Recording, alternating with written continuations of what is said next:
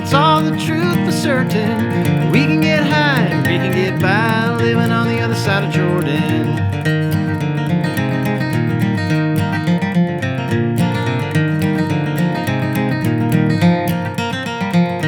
Well, pull off your overcoat and roll up your sleeves. Jordan and my hard road to travel. Pull off your overcoat and roll up your sleeves. Jordan and my hard road to travel, I believe.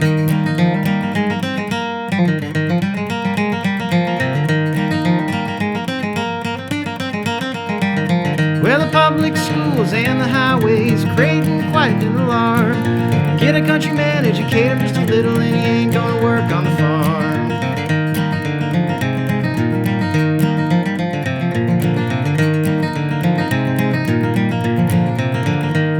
Well, pull off your overcoat and roll up your sleeves. Jordan and my hard road to travel. Pull off your overcoat and roll up your sleeves. Jordan and my hard road to travel, I believe.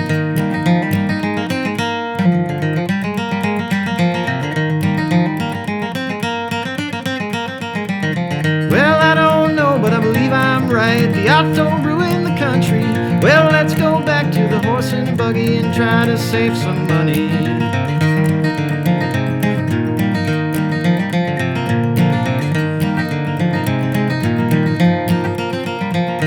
Well, pull off your overcoat and roll up your sleeves. Jordan and my hard road to travel. Pull off your overcoat and roll up your sleeves. Jordan and my hard road to travel, I believe.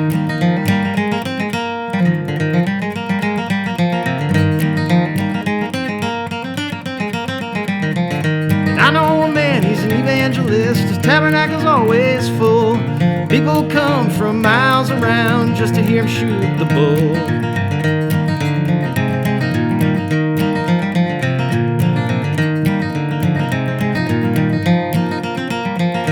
Well, pull off your overcoat and roll up your sleeves. Jordan and my hard road to travel. Pull off your overcoat and roll up your sleeves. Jordan and my hard road to travel, I believe.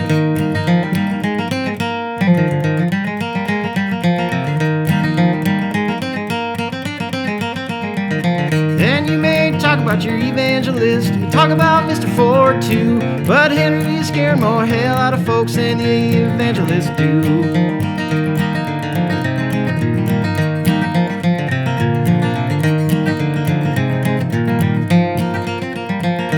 Well, pull off your overcoat and roll up your sleeves. Jordan and my hard road to travel.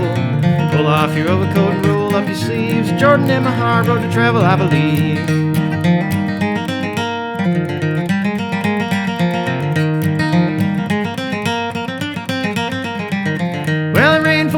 And it rained 40 nights, rain on the Allegheny Mountains. Gonna take 40 horses and diamond necker mules, gonna take us on the other side of Jordan.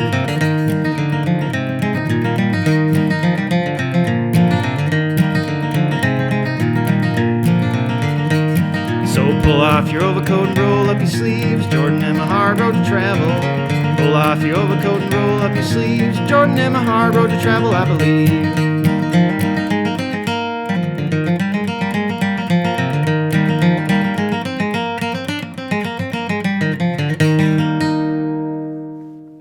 What's up everybody, Brandon Johnson here again, and thanks for joining me. Today we're taking a look at the classic old-time tune, Jordan is a Hard Road to Travel. This song was originally written in 1853 and has been reinterpreted many times over the years. And this particular version is sort of the Norman Blake version. And I really like this tune because it's sort of a combination of lead and rhythm playing. And Norman is playing this, of course, out of capo 3, which is one of his favorite capo positions. I think it really suits his voice very well. And one of the really old versions of this song was by Uncle Dave Macon, who's also known as the Dixie Dewdrop. And he's quite a character. And he was known for his chin whiskers, his plug hat, and his gold teeth. And he was a banjo player who would go around performing all across America back in the 1800s. And he gained fame as a vaudeville performer in the 1920s and then went on to become the Grand Ole Opry's very first star, very first real star of the Grand Ole Opry. So for this lesson, we're going to be learning the entire sort of Norman Blake style version of this song. Both parts, the melodic section and the rhythm section, so you basically have everything you need to perform this song live. And the two sections are sort of related to each other. The melodic section kind of plays off of the rhythm section. And there's a lot of really great Norman Blake intervals in here as well that you can kind of take into your soloing. So it's a really cool tune, one that I really enjoy performing. So I hope you enjoy this one. Let's check it out.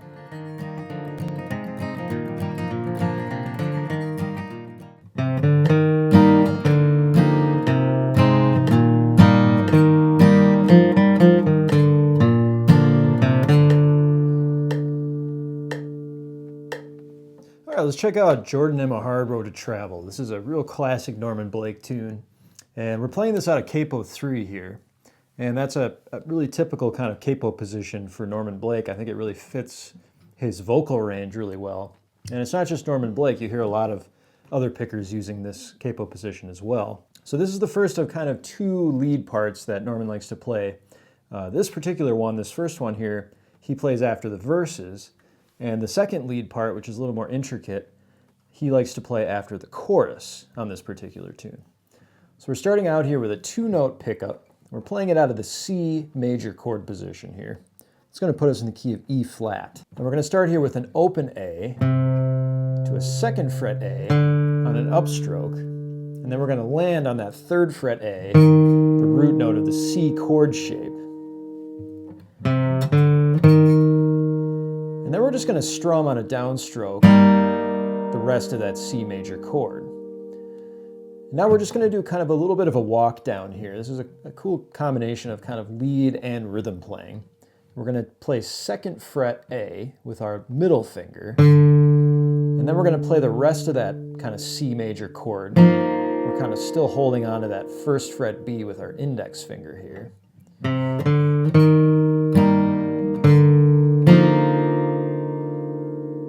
And then we're going to move to the open A, and here we have an F major 7 chord shape. You'll see right underneath that we're going to play 3rd fret D, 2nd fret G, and 1st fret B. That's kind of your F major 7. If you let that open high E ring out, it becomes an F major 7.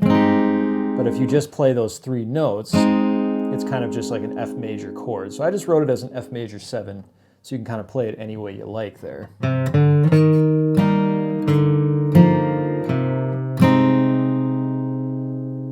And then we're going to move to the 3rd fret low E. And what we're going to do here is we're going to play this sort of modified C chord shape here. We're going to play that 3rd fret low E with our ring finger. And then we're going to play a C chord underneath it. And you'll see that 3rd fret A with the little finger, 2nd fret D with our middle finger, open G, and then 1st fret B with our index finger again. So that index finger is really just kind of planted on that 1st fret B the entire time here.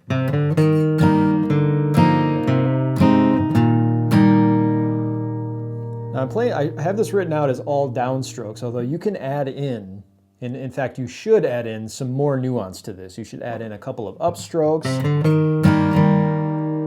or you could just leave it as a downstroke. Each time around you play it, you want to kind of switch up the inflection and the way that you sort of communicate these notes to the listener.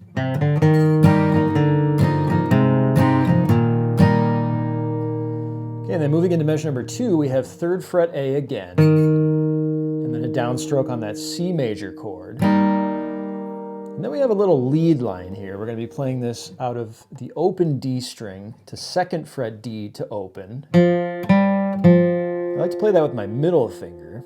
And then we have an upstroke on the 3rd fret A, and then 2nd fret A.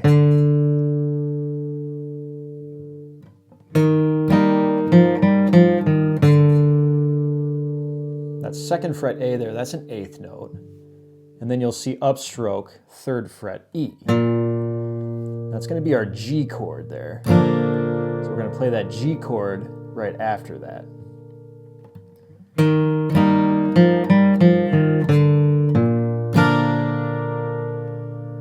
Then you'll see the same pickup we had at the beginning of the phrase, that open A to 2nd fret A.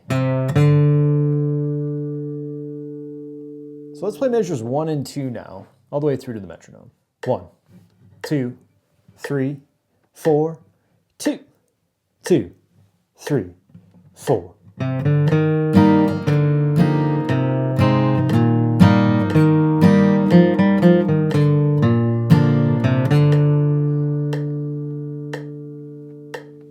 One, 2, 3, 4, 2, 2, 3, 4.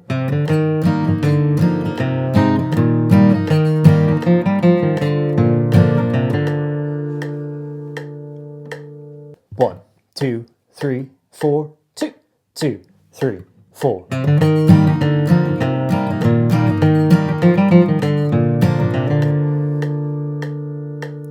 lead us into measure number 3.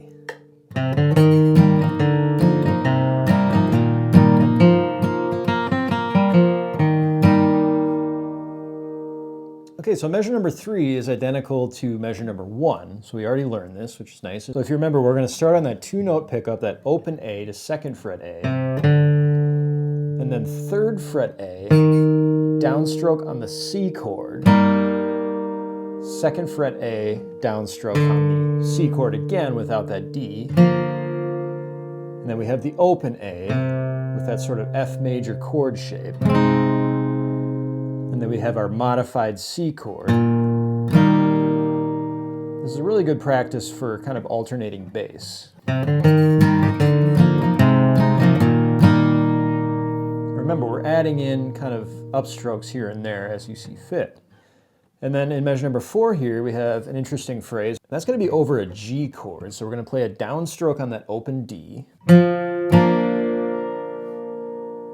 And then we're going to play open G, 2nd fret G to open G.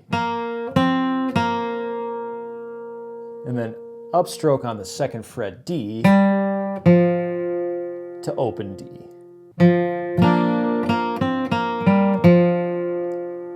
Then you'll see an upstroke there on that 3rd fret A. That's going to be a C chord, and we're going to play kind of the rest of the C chord underneath that.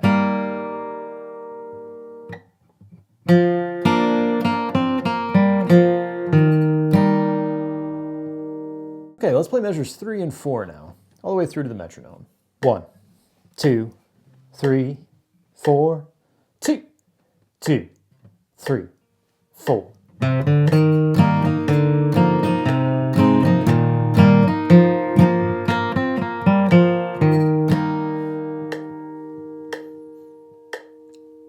One, 2, 3, 4, 2, 2, 3, 4.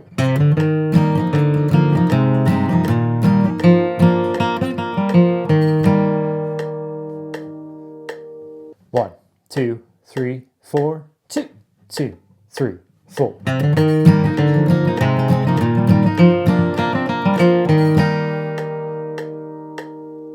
Okay, let's play measures 1 through 4 now, all the way through to the metronome. 1, 2, 3, 4, 2, 2, 3, 4.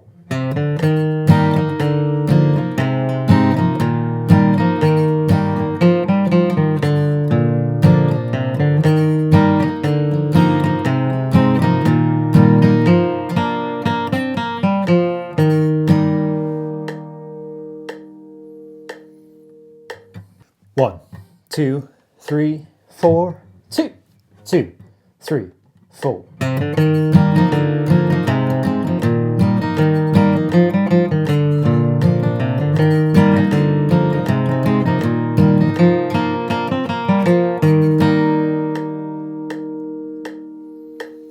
One, 2, 3, 4, 2, 2, 3, 4.